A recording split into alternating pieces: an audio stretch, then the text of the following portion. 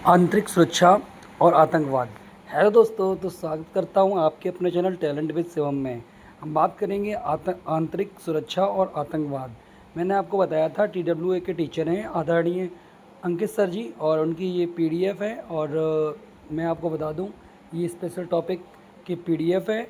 और आज हमें अगला टॉपिक, जो पहला टॉपिक हम कवर कर चुके हैं जिसका नाम था मानवाधिकार, दूसरा टॉपिक सोशल मीडिया कम्युनिकेशन, और तीसरा टॉपिक भी हमने कवर कर दिया था, इसका नाम था साइबर क्राइम। और अब हम अगला टॉपिक पढ़ाएंगे, इसका नाम है आंतरिक सुरक्षा और आतंकवाद। क्या नाम है? आंतरिक सुरक्षा एवं आतंकवाद। बात करेंगे आंतरिक सुरक्षा की। आंतरिक सुरक्षा का अर्थ है देश की संप्रभुता को बनाए रखते हुए इसकी भौगोलिक सीमाओं के भीतर शांति, कानून और व्यवस्था सुरक्षित करना। कौटिल्य ने अपने अर्थशास्त्र में कहा था कि बाहरी खतरे से ज़्यादा खतरनाक आंतरिक खतरा होता है, क्योंकि यह सांप की तरह घर के अंदर छिपा होता है। संवैधानिक स्थिति क्या थी? संविधान की 7वीं अनुसूची के अनुसार पुलिस और सार्वजनिक व्यवस्था राज्य सूची के विषय हैं। और लेकिन जब खतरा गंभीर हो, जैसे आतंकवाद या नक्सलवाद, तो केंद्र सरकार अनुच्छेद 355 के तहत राज्यों की रक्षा के लिए हस्तक्षेप करती है। नोडल एजेंसी केंद्रीय गृह मंत्रालय MHA। भारत आंतरिक सुरक्षा और आतंकवाद। Satisfied special highlight rules different colour themes bubbles cloud. आंतरिक सुरक्षा के घटक आंतरिक सुरक्षा के घटक की बात करेंगे तो भारत की संप्रभुता और अखंडता की रक्षा करना, कानून का शासन, रूल ऑफ लॉ बनाए रखना, सांप्रदायिक सौहार्द और शांति, हिंसा और अलगाववाद का दमन। ठीक है। आतंकवाद क्या है? टेररिज्म क्या है? क्या है? परिभाषा और उद्देश्य। आतंकवाद एक सुनियोजित रणनीति है जिसके तहत गैर राज्य अभिनेता राजनीतिक, धार्मिक या वैचारिक लक्ष्यों को प्राप्त करने के लिए नागरिकों के खिलाफ हिंसा का प्रयोग करते हैं। मुख्य उद्देश्य क्या है? भय का मनोविज्ञान, साइकोलॉजी ऑफ फियर पैदा करना, ताकि सरकार अपनी नीतियों को बदलने पर मजबूर हो जाए। हम बात करेंगे भारत में आतंकवाद का वर्गीकरण, क्लासिफिकेशन ऑफ इंडियन टेररिज्म। सीमा पार या राज्य प्रायोजित आतंकवाद, स्टेट स्पॉन्सर्ड टेररिज्म। जब कोई देश अपनी विदेश नीति के उपकरण के रूप में दूसरे देश के खिलाफ प्रॉक्सी वॉर या क्षम्य युद्ध छेड़ता है। संदर्भ की बात करें, पाकिस्तान की ISI द्वारा कश्मीर और शेष भारत के में आतंकवाद को समर्थन, इसे ब्लीड इंडिया विद 1000 कट की नीति कहा जाता है। प्रमुख समूह कौन से हैं? प्रमुख समूह लश्कर तैयबा, LET, लैट और जैम।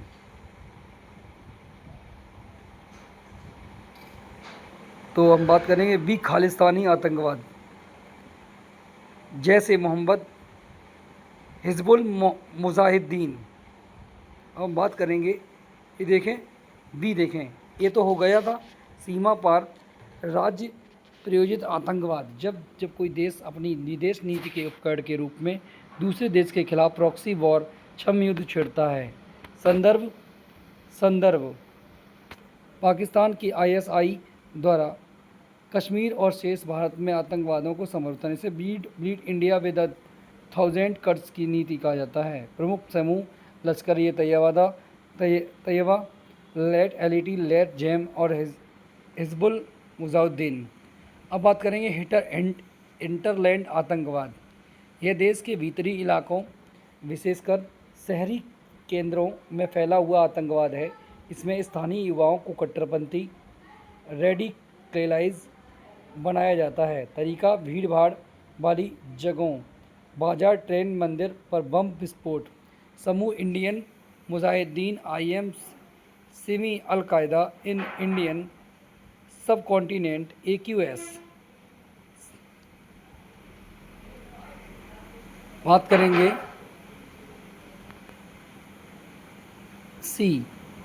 भी खालिस्तानी आतंकवाद जैसे मोहम्मद हिजबुल मुजाहिदीन। सी खालिस्तानी आतंकवादी आतंकवाद की लाइफलाइन उसका वित्त पोषण है। 2022 में भारत ने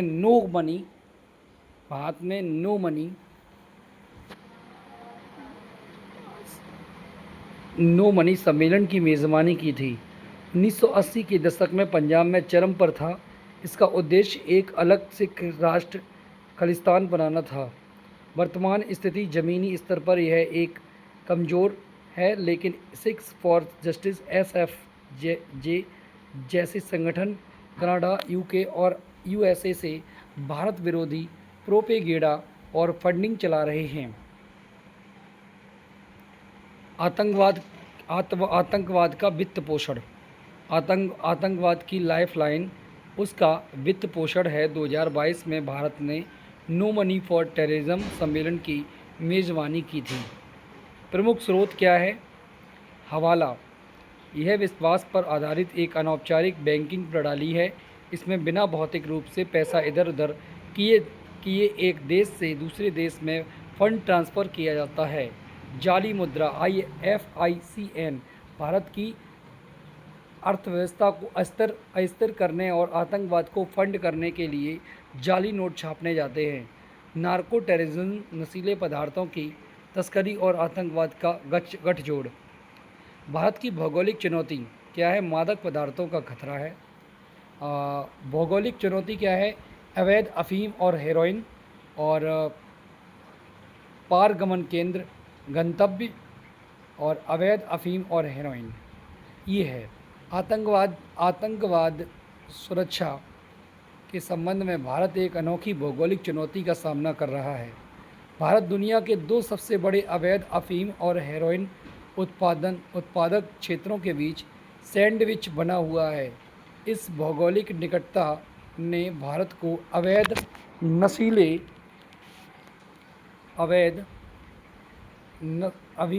अफीम और हेरोइन उत्पादक क्षेत्रों में सैंडविच बना हुआ है। इस भौगोलिक निकटता ने भारत को अवैध नशीली पदार्थों के लिए एक पारगमन केंद्र और गंतव्य दोनों बना दिया। बात करेंगे the golden crescent located to the west of India. Bharat के पश्चिम में स्थित कंट्रीज देश ईरान, अफ़गानिस्तान और पाकिस्तान। अफ़गानिस्तान दुनिया का सबसे बड़ा अफ़ीम उत्पादक है। वैश्विक आपूर्ति का लगभग 80 से 90%। पाकिस्तान ट्रांसपोर्ट हब के रूप में कार्य करता है। ISI ड्रग्स के पैसे का इस्तेमाल भारत में आतंकवाद को वित्त पोषित करने के लिए करती है। इसे नार्को टेररिज्म कहा जाता है। इम्पैक्ट ऑफ इंडिया, भारत का प्रभाव। इम्पैक्ट ऑफ इंडिया, भारत का प्रभाव। तो हम बात करेंगे affect state Punjab and Jammu Kashmir, Rajasthan and Gujarat. तरीका क्या है? पंजाब में हेरोइन के पैकेट गिराने के लिए ड्रोन का उपयोग, सीमा पार सुरंगें और समुद्री मार्ग। सामाजिक प्रभाव, पंजाब में नशे की लत की उच्च दर। द गोल्डन ट्रायंगल भारत के पूर्व में स्थित है और देश म्यांमार, थाईलैंड एंड लाओस। जबकि गोल्डन क्रिसेंट अफीम हेरोइन के लिए प्रसिद्ध है। गोल्डन ट्रायंगल हाल ही में सिंथेटिक ड्रग्स जैसे मेथाम्फेटामाइन और यावा टैबलेट की ओर स्थानांतरित हो गया। छिद्रपूर्ण सीमाएं, भारत म्यांमार सीमा बाढ़ नहीं है और यह छिद्रपूर्ण है, जिससे तस्करी आसान हो जाती है। भारत पर प्रभावित राज्य पूर्वोत्तर राज्य मणिपुर, मिजोरम, नागालैंड। और विद्रोह के लिए वित्त पोषण, पूर्वोत्तर में उग्रवादी समूह ड्रग्स के पैसे का उपयोग ग्रे मार्केट से हथियार खरीदने के लिए करते हैं। स्वास्थ्य संकट, सुई साझा करने के कारण पूर्वोत्तर में HIV या एड्स का उच्च प्रसार। The concept of death crescent, the death crescent की अवधारणा। जब भारत के सापेक्ष इन दो दो क्षेत्रों पश्चिम में गोल्डन क्रिसेंट प्लस पूर्व में गोल्डन ट्रायंगल को एक साथ देखा जाता है तो वे खतरे का एक घेरा बनाते हैं, जिसे अक्सर द डेथ क्रिसेंट कहा जाता है। परिणाम: भारत ड्रग्स के खिलाफ दो मोर्चों पर युद्ध का सामना कर रहा है। नशीले पदार्थों के खतरे से निपटने के लिए सरकार के कदम: नारकोटिक्स कंट्रोल ब्यूरो एनसीबी, स्वपक नियंत्रण ब्यूरो रोल भूमिका है। नशीली दवाओं के दुरुपयोग और तस्करी के संबंध में विभिन्न मंत्रालयों और प्रवर्तन एजेंसियों के बीच समन्वय के लिए नोडल एजेंसी है। स्थापना वर्ष 17 मार्च 1986। मुख्यालय नई दिल्ली। मंत्रालय गृह मंत्रालय। एनडीपीएस एक्ट 1985, एनडीपीएस अधिनियम 1985,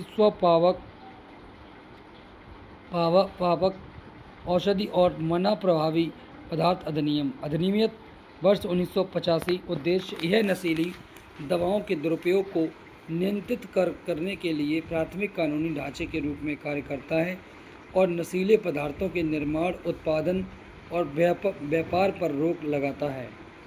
सीमा प्रबंधन एजेंसियां: बॉर्डर सिक्योरिटी फोर्स बीएसएफ सीमा सुरक्षा बल। तैनाती कहाँ पर है? भारत पाकिस्तान और बांग्लादेश सीमा पर तैनाती है। इसकी भूमिका क्या है?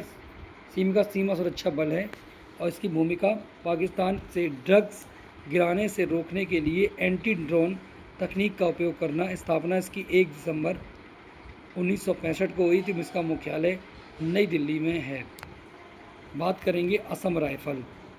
तो असम राइफल की तैनाती भारत म्यांमार सीमा पर होती है और इसका तथ्य यह है, भारत का सबसे पुराना अर्धसैनिक बल है।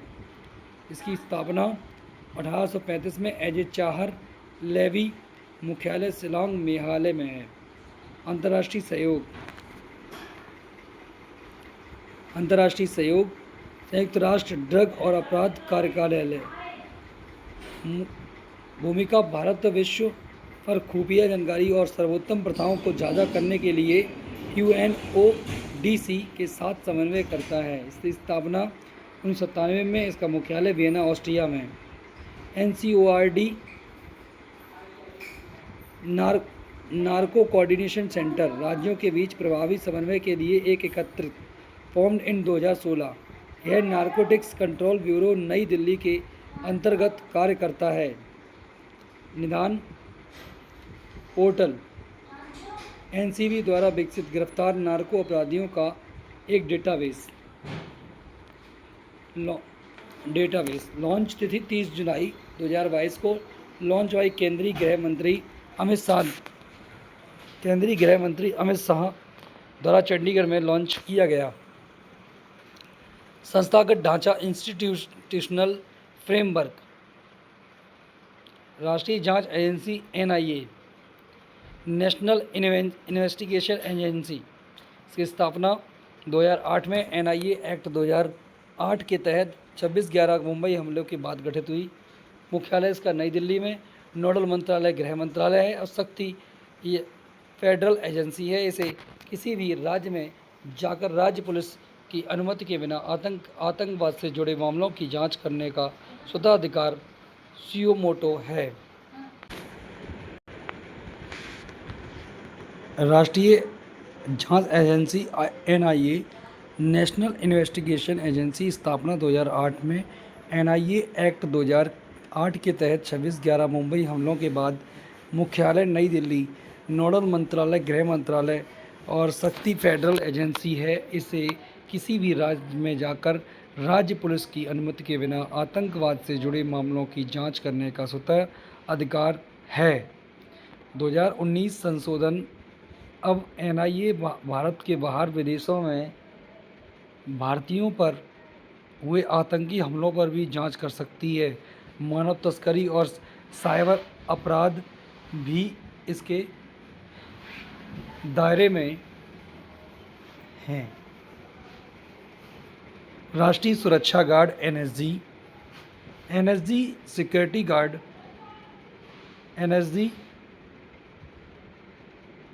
एनएसजी स्थापना 84 में ऑपरेशन ब्लू स्टार के बाद भी मुख्यालय इसका नई दिल्ली में है। नोडल मंत्रालय गृह मंत्रालय है। इसका उपनाम ब्लैक कैट कमांडो होता है और इसका उद्देश्य यह एक विशिष्ट स्ट्राइक फोर्स है।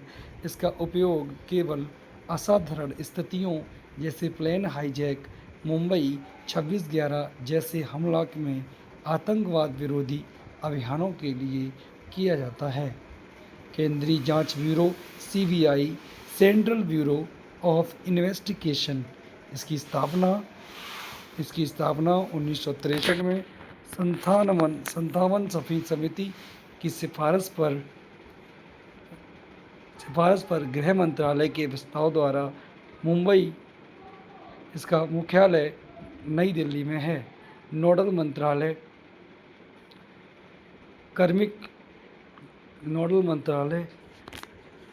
कार्मिक लोक शिकायत और पेंशन मंत्रालय, ministry of personnel public grievance and pension.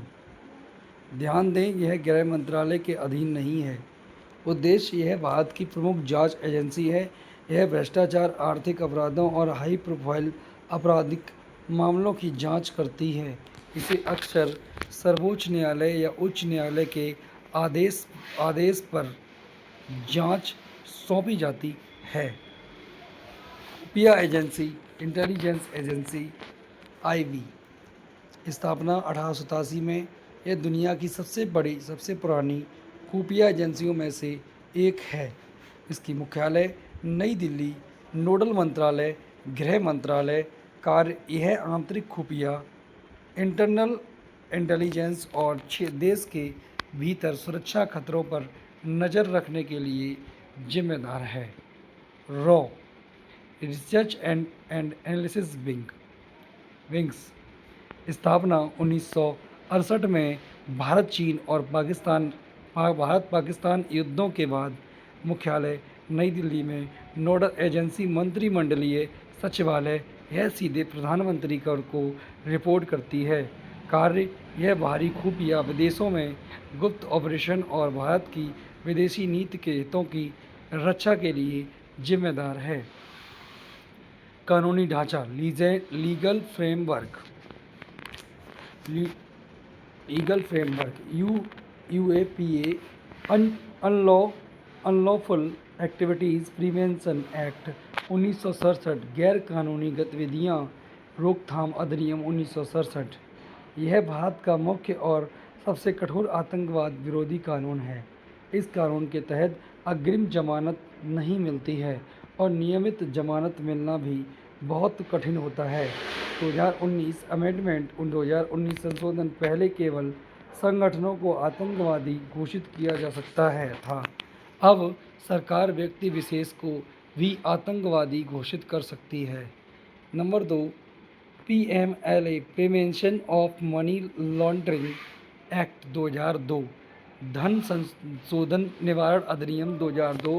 इसका उद्देश्य ब्लैक मनी को वाइट होने से रोकना और टेरर फंडिंग, आतंकी वित्त पोषण को ट्रैक करना है।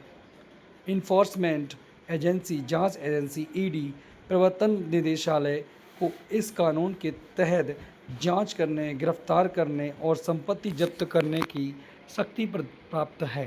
प्रवर्तन निदेशालय ईडी, स्थापना 1 मई 1956 को। इसका मुख्यालय नई दिल्ली में है। नोडल मंत्रालय वित्त मंत्रालय, राजस्व विभाग, मनी लॉन्ड्रिंग की जांच, धन शोधन निवारण अधिनियम 2002, पीएमएलए के तहत अपराध की कमाई से बनी संपत्तियों की जांच और जब्ती करना, विदेशी मुद्रा कानूनों का प्रवर्तन, विदेशी मुद्रा प्रबंधन अधिनियम 1999, फेमा के प्रावधानों के उल्लंघन जैसे हवाला कारोबार की जांच करना। AFSPA, armed force special power act 1958 में, सशस्त्र बल विशेष अधिकार अधिनियम 1958। यह केवल उन क्षेत्रों में लागू होता है जिन्हें अशांत क्षेत्र घोषित किया गया है। पावर शक्तियां, यह सेना सीएपीएफ को बिना वारंट के घर की तलाशी लेने, किसी भी को गिरफ्तार करने और व्यवस्था बनाए रखने के लिए संदेह के अधिकार पर गोली चलाने का विशेष अधिकार देता है। आतंकवाद के उभरते हुए नए रूप, emerging trends. Number 1, lone wolf wolf attack. Lone wolf attack जब कोई व्यक्ति किसी संगठन जैसे आईएसआई की विचारधारा से इंटरनेट के माध्यम से प्रभावित होता है, लेकिन वह उस संगठन के सीधे सीधे आदेश या संपर्क के बिना अकेले हथियार उठाकर हमला करता है। चुनौती, इसे पकड़ना बहुत मुश्किल है क्योंकि वह खुफिया इनपुट, चैट या कॉल रिकॉर्ड नहीं मिलता। साइबर साइबर टेररिज्म, साइबर आतंकवाद, इसका उद्देश्य देश के क्रिटिकल इंफ्रास्ट्रक्चर को नष्ट करना है। उदाहरण क्या है? न्यूक्लियर प्लांट के सर्वर हैक करना, बैंकिंग सिस्टम को डाउन करना, एम्स दिल्ली पर रैंसमवेयर हमला। नंबर 3, ड्रोन आतंकवाद, ड्रोन टेररिज्म। पड़ोसी देश पाकिस्तान अब सीमा पार से हथियार, AK-47, टीम बम और ड्रग्स, हेरोइन गिराने के लिए सस्ते कॉमर्शियल ड्रोन का उपयोग कर रहे हैं। 2021 में जम्मू एयर फोर्स स्टेशन पर ड्रोन से विस्फोट गिराए गए थे। वैश्विक पहल, FATF financial action task force स्थापना 1989 में। इसका मुख्यालय पेरिस, फ्रांस में। उद्देश्य मनी लॉन्ड्रिंग और टेरर फाइनेंस को रोकना। सूचियों में ग्रे लिस्ट, चेतावनी, पाकिस्तान लंबे समय तक इसमें था। ब्लैक लिस्ट, गंभीर प्रतिबंध, Iran, Uttar Korea, Myanmar. CCIT comprehensive convention of international terrorism. Bharat ने 1996 में यूएन में इसका प्रस्ताव रखा था। मांग, आतंकवाद की एक सार्वभौमिक परिभाषा तय हो। मेरा आतंकवादी है तुम्हारा आतंकवादी स्वतंत्रता सेनानी है। यह दोहरा रवैया खत्म हो। स्थिति यह भी अभी भी लंबित है क्योंकि देशों के बीच सहमति नहीं बन पा रही है। वामपंथी उग्रवादी, LWE नक्सलिज्म। शुरुआत 1967 में पश्चिम बंगाल के दार्जिलिंग जिले के नक्सलवाड़ी गांव से। नेतृत्व चारू मजूमदार और कानू सन्याल। विचारधारा क्या थी? यह माओवादी चीन के माओ तुंग पर ज्ञानतीय संविधान हो और नहीं मानते हैं। विचारधारा, यह माओवादी चीन के माओ से तुंग पर आधारित है। इनका मानना है कि राजनीतिक सत्ता बंदूक की नली से निकलती है। ये भारतीय संविधान और लोकतांत्रिक प्रक्रिया को नहीं मानते। Red corridor, COBRA commando battalion, for resolute action, commando battalion for resolution action. यह CRPF केंद्रीय रिजर्व पुलिस फोर्स की विशेष इकाई है। स्थापना, एस्टेब्लिशमेंट। इसकी स्थापना भारत सरकार द्वारा सितंबर 2008 में विशेष रूप से वामपंथी उग्रवादी विंग्स एक्सट्रीमिज्म से निपटने के लिए की गई थी। उद्देश्य क्या है? जंगल युद्ध। कोबरा बटालियन को विशेष रूप से घने जंगलों में लड़ने के लिए विकसित किया जाता है। नक्सल विरोधी अभियान। इसका मुख्य उद्देश्य भारत के नक्सल प्रभावित क्षेत्र जैसे छत्तीसगढ़, झारखंड, उड़ीसा में माओवादियों के खिलाफ गोरिल्ला रणनीति का उपयोग करके ऑपरेशन चलाना है। वे जिले जहां पर नक्सली सक्रिय हैं, इनमें से मुख्य रूप से दंडकारण्य क्षेत्र, छत्तीसगढ़, झारखंड, उड़ीसा के सीमावर्ती इलाके शामिल हैं। सरकार की रणनीति, समाधान, डॉक्ट्रिन। गृह मंत्रालय ने 2017 में नक्सलवाद को खत्म करने के लिए समाधान रणनीति अपनाई। समाधान का मतलब होता है एस से स्मार्ट लीडरशिप, कुशल नेतृत्व। इसे एग्रेसिव स्ट्रेटजी, आक्रामक रणनीति। एम से मोटिवेशन एंड ट्रेनिंग, प्रेरणा और प्रशिक्षण। ए से एक्शनेबल इंटेलिजेंस, सटीक खुफिया जानकारी। डी से डैशबोर्ड बेस्ड केपीआई प्रदर्शन की निगरानी। एच से हार्नेसिंग टेक्नोलॉजी तकनीक जैन ड्रोन का उपयोग। ए से action plan for each creator, हर क्षेत्र के लिए अलग योजना। एन से no access to financial funding. भारतीय न्याय सहायता BNS 2023, इसने IPC 1860 की जगह ली। नया इसमें आतंकवाद टेररिज्म को पहली बार सामान्य कानून में स्पष्ट रूप से परिभाषित किया गया है। धारा 113वे राजद्रोह को हटाकर अब देशद्रोह एंड एंगरिंग सोवेरेनिटी लाया गया। धारा 152 भारतीय नागरिक सुरक्षा सहायता BNSS 2023, इसने CRPC 1973 की जगह ली। भारतीय साक्ष्य BSA 2023, इसने एविडेंस एक्ट 1872 की जगह ली। डिजिटल साक्ष्य को अब कानूनी मान्यता। तकनीकी